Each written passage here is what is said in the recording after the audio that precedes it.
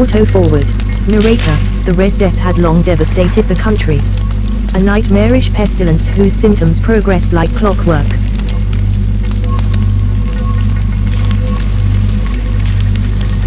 Narrator, first, sharp pains overcome one's entire body, followed quickly by dizziness, sweating, heart palpitations, coughing blood, and hysteria. Narrator, but the final symptom is by far the most horrific and hideous to witness: a profuse bleeding from one's paws, particularly in the face. Narrator, and all of this process from contraction to drawing one's final, painful breath occurs in the mere span of half an hour, though it doubtless feels like an eternity to the afflicted. Narrator, when the population had dwindled to but a few thousand, Prince Prospero elected to seclude himself and all the lords and ladies of his court in a castellated abbey concealed deep within the mountains. Narrator, it was towards the close of the 5th or 6th month of their seclusion that the prince entertained his court at a masked ball of the most unusual magnificence.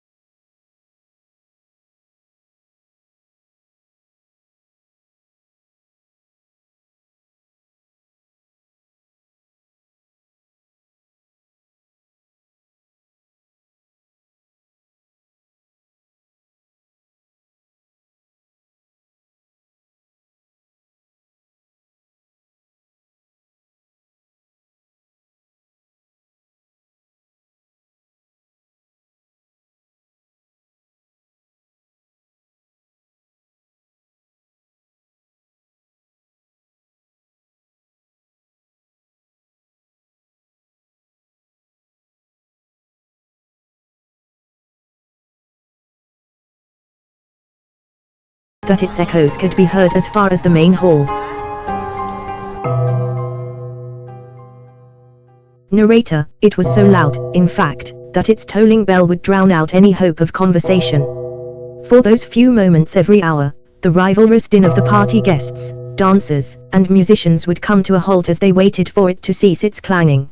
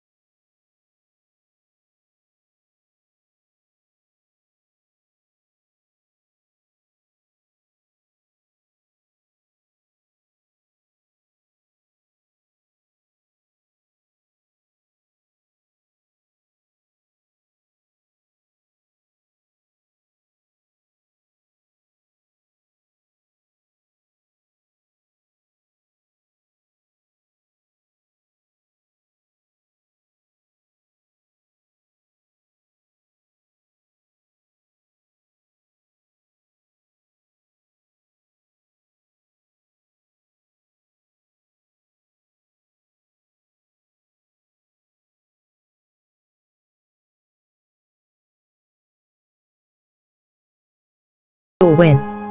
Ah, the new Lady Corman. Narrator, Francesca let out a gasp and stumbled back.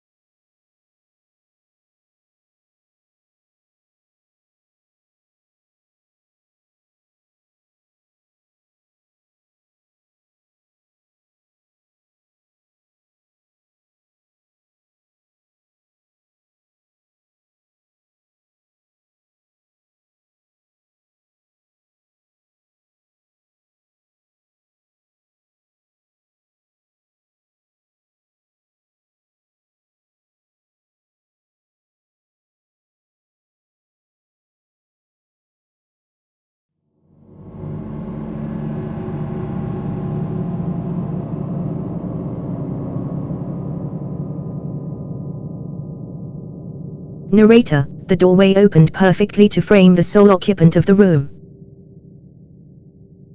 Narrator, the clock. Prince Prospero, gorgeous, is it not? Narrator, Francesca could neither look at the clock nor look away from it. When she stared at it, it was rather as if she was staring through it, and felt it stare back. Francesca, why yes. 'Tis a beautiful piece. Prince Prospero, I've been told I have an eye for beauty, though I must admit I fail to see what makes it a talent so difficult for others. Narrator, Francesca squirmed under her skin as the prince spoke. Prince Prospero, when one sees a beautiful thing, does one not immediately wish to capture it and have it for themselves? Prince Prospero, why would a farmer cultivate his crops only to never taste of their succulence? Narrator, the prince placed his hands on her shoulders and leaned down to whisper in her ear. Prince Prospero, I know who you are, the urchin from the streets who married that dullard, Corman. But you are far too beautiful a thing to be kept only to him. A beauty such as yours is lost on that Philistine. Narrator, she could feel her heart beating in her temples. Prince Prospero, you desire more than he can provide. I've known dozens of girls like you. You play the part of scared little prey, but you crave danger. You lust for it. Narrator, on the brink of tears, Francesca pushed Prospero away and ran to the corner. Prince Prospero, it seems you need more time to come to your senses. I shall call upon you again when you have. Prince Prospero, speaking of time, it is nearly midnight and I mean to address my guests soon. It was lovely to have met you, Francesca. Narrator, Francesca stood there, shivering, for 78 seconds. She knew that's exactly how long it was, because her eyes never strayed from the face of the clock, nor did she blink. Narrator, when she was certain that the prince was long gone, she returned to the Violet Hall.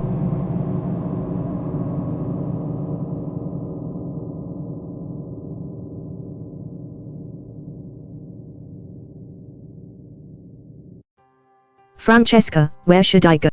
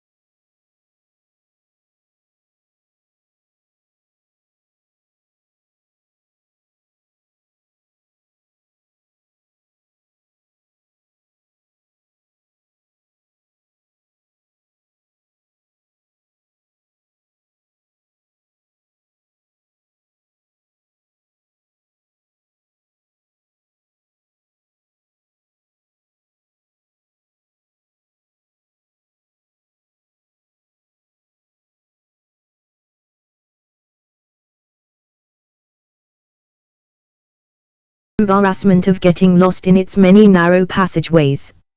That was the reason it didn't possess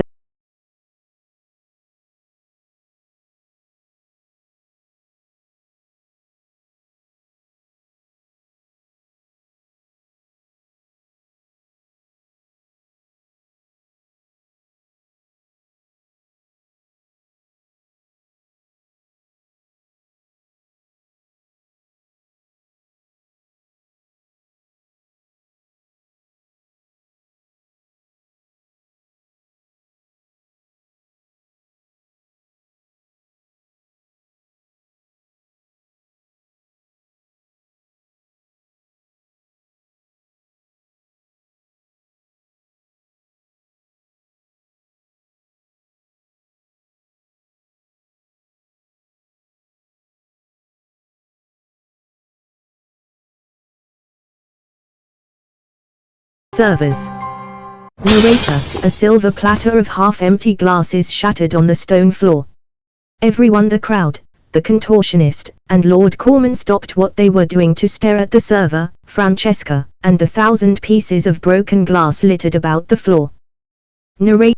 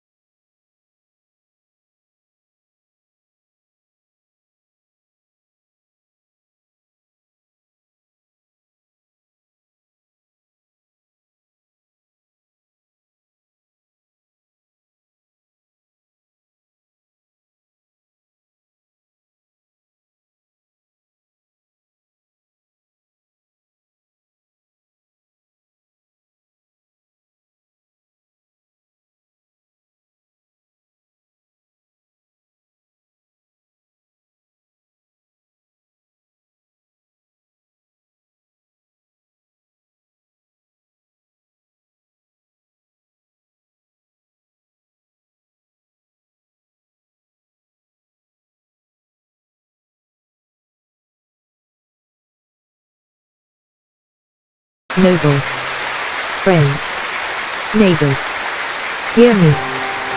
Prince Prospero, it is an honor to host all of you tonight. Prince Prospero, truly, is there no other place you'd rather be? Surrounded by the sharpest minds, the strongest men, and, yes, the most beautiful women in all of the civilized world. Prince Prospero, believe me, I've done my research on that one. Prince Prospero, if heaven exists, my friends, we have found it. Nay, we have made it. Narrator, the crowd's uproarious, drunken laughter was replaced by the clearing of throats, whispers, gasps, and calls of blasphemy. Prince Prospero, but, let us not forget the world outside of these walls. I weep to think of those poor souls down there on earth, fighting amongst themselves for scraps. Narrator, a solemn hush fell over the crowd, though the prince continued to smile. Prince Prospero, 'tis a shame, surely, but if history has proven anything, it's that the external world shall take care of itself. Prince Prospero, in the meantime, it is folly to grieve or to think. Prince Prospero, and so in that spirit, let us drink. Narrator, the prince raised his glass to the crowd and yelled cheers just as the large, ebony clock in the red room began to chime midnight. Narrator, but this time, the crowd remained unperturbed. If anything, its dense clang blended quite pleasantly with the roar of the crowd, the clinking of glasses, and the stomping of feet. Narrator, but with the final ring of the clock, the doors at the abbey's entrance were flung open by a powerful, unseasonably frigid gust of wind.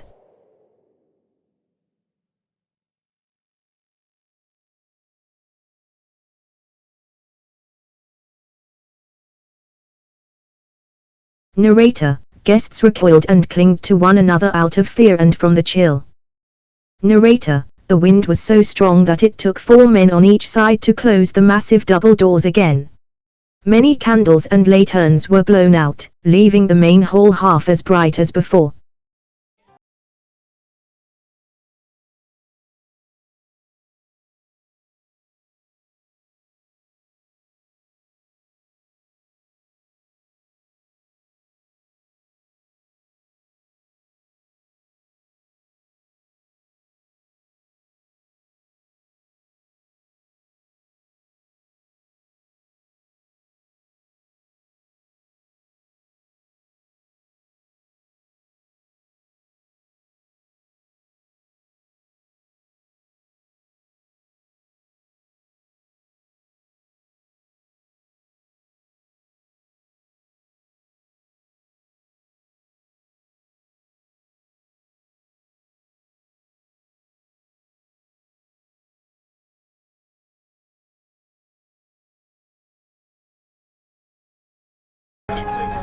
Alfred. Alfred, if by home you mean the rotting cesspool that was our old village. No, I don't. But my darling, nobody here except for you apparently has any intention of returning to that crater of filth and pestilence. Alfred, it is as I said earlier. You're here, I'm here, and both of our parents are here. And as the prince himself said, everyone else here represents the very finest of our nation. Alfred, if this is not heaven, as the prince proclaimed, then it is at least the Garden of Eden. Francesca, then. I shall leave on my own. Unhand me, now, so that I may go. Alfred, my darling, you'll find that the gates leading back down have been locked from the outside. Francesca, no. It is not possible. Francesca, you mean we are all voluntary prisoners in this castle. I'm to live with these people and know only these people for the rest of my life. Francesca, and what of the people still living in the valley? Are they just being left to die? Is there nothing being done to investigate the origin or find a cure for this plague? Alfred, my darling. Francesca, stop. Stop calling me that. Alfred, okay, darling, I think it's safe to say you've had quite enough to drink for one evening. Narrator, Francesca quickly backed away as Alfred reached for her glass. Francesca, who are you? How have I never seen this side of you? Has hiding away in this miserable, decrepit tomb for half of a year driven you mad?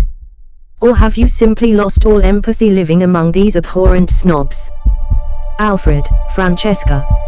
Like it or not, you are nobility now. I made you nobility at the risk of my own title. Most women of your class would be grateful to be in your position. Alfred, if it weren't for me, you'd be down there right now, burning the corpse of someone you loved or being burned yourself. Narrator, Francesca slapped him, threw her drink in his face, and ran off in tears. Francesca, where should I go? Francesca, where should I go?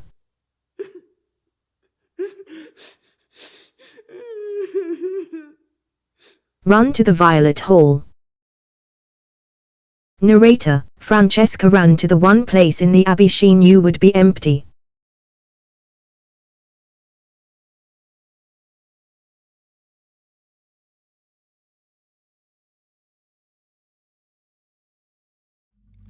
Narrator, the smell of sick and other bodily fluids had congealed and hung heavy in the air. The ticking of the clock in the red room synchronized with the pounding in her head. Narrator, just then, Francesca heard two sets of footsteps. The first being that of someone walking quite briskly. Narrator, the other, far less frequent. More languid. Narrator, Francesca hid in an empty alcove and covered her mouth in horror as she watched a figure pass by. Narrator, they were tall and their build was slender. They wore a simple, flowing cloak, stained red by real blood, and no footwear. Narrator, they carried with them the scent of the grave vinegar, decay, and incense. Narrator, the mask they wore was that of a mummified corpse so detailed that at first it was impossible to tell whether it was a mask at all. Narrator, the masked figure shuffled slowly, but with a clear sense of purpose. They were headed for the Red Room. Narrator, then, the second set of footsteps arrived. Prince Prospero, you. Prince Prospero, enough of this. Halt, remove your mask, and kneel before your prince. Narrator, but the mysterious figure paid the prince no mind and stopped in front of the door to the Red Room. They held out a pale, skeletal hand and opened it without ever touching the handle. Narrator, the prince quivered. Prince Prospero, enough of your parlor tricks. Show yourself. Narrator, the figure stopped for a moment, glared at the prince following a slow look over their hunched shoulder, and then entered the Red Room. Narrator, the prince unsheathed his rapier and bolted in after them. Prince Prospero, have it your way, vile scum. Narrator, when she was sure the coast was clear, Francesca stepped out of the alcove and saw that they left the door to the Red Room open. The light from inside poured out into the hall, as did the dull, steady ticking of the clock. Narrator, everything in her rational mind told her to run and leave, but the ticking of the clock compelled her to come inside. Narrator, she walked along the interior wall so as not to cast a shadow, which also meant having to watch her step over the hands and legs of passed-out guests. Narrator, once at the doorway, she pressed her back firmly against the wall and peeked inside.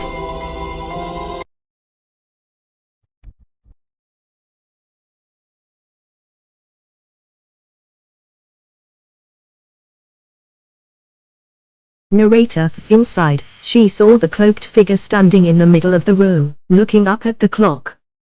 The prince stood poised to stab them in the back. Prince Prospero, enough of these games. Turn around and reveal yourself. Narrator, the figure did not move and remained fixated on the clock. Prince Prospero, speak thy name and show thy face or feel the sting of my blade. Narrator, again, the figure did not so much as sway. Prince Prospero, so be it. At least have the bollocks to face me like a man and take off that stupid. Narrator, the prince turned the cloaked figure around, reached into the hood, and took off their mask. Narrator, Francesca let out a horrified gasp and turned away, back into the violet hall, and whispered every prayer she could think of. Narrator, the prince backed away and dropped the mask and his rapier out of fear. Prince Prospero, what the hell is this? Prince Prospero, who are you? What are you? Narrator, the Red Death raised a spectral finger and gently touched Prospero's lips. Narrator, and then, for a moment that seemed like forever, everything including the clock stopped.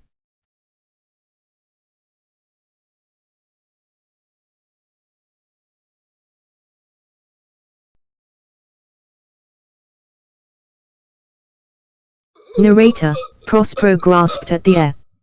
When his face began to turn purple from lack of oxygen, he clung to his own throat as if he were trying to remove the hands of an unseen assailant. Narrator, and then, the mask of the Red Death came upon him.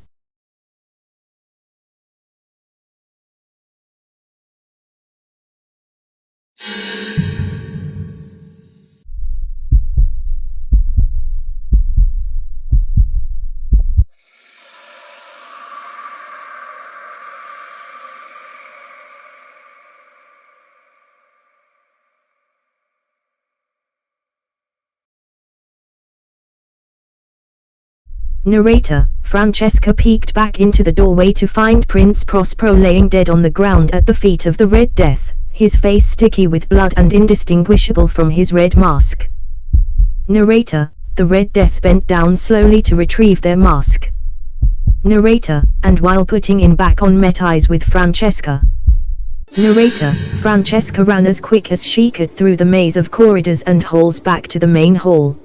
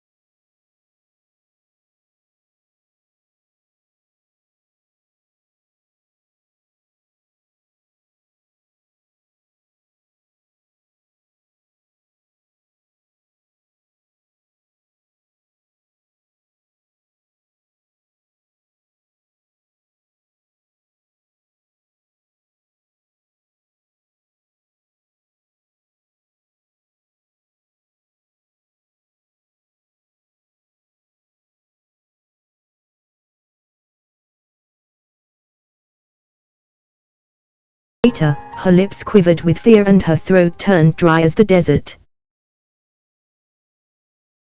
Francesca, death. Narrator, the Red Death entered the main hall with no more nor less urgency than ever. Narrator, as they walked to the altar in the center of the room, the stench of putrid rot and dried blood overtook the hall. Guests screamed, gagged, and prayed.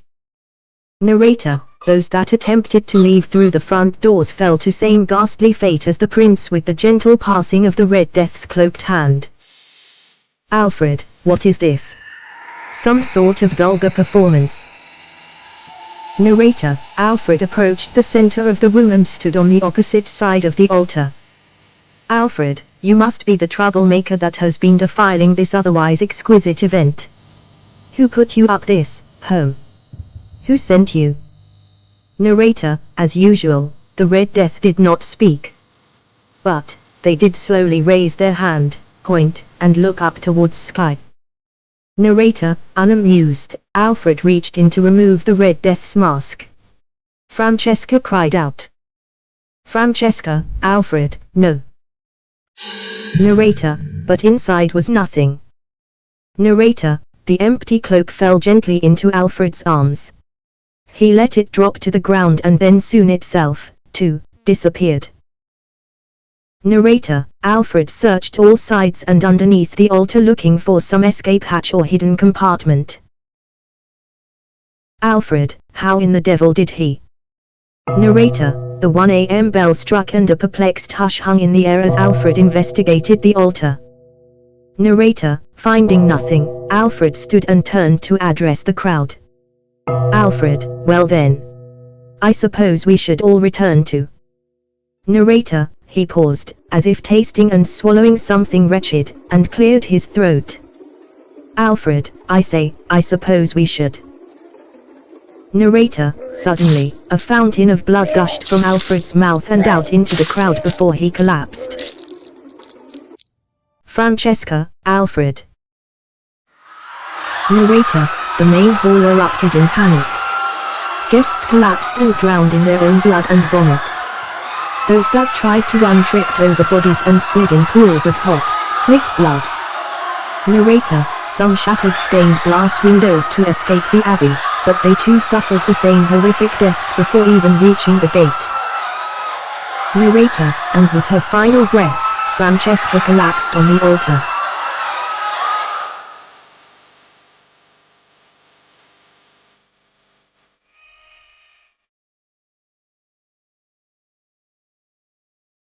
Narrator: one by one dropped the revelers in the blood-soaked halls of their revel, and died each in the despairing posture of their fall.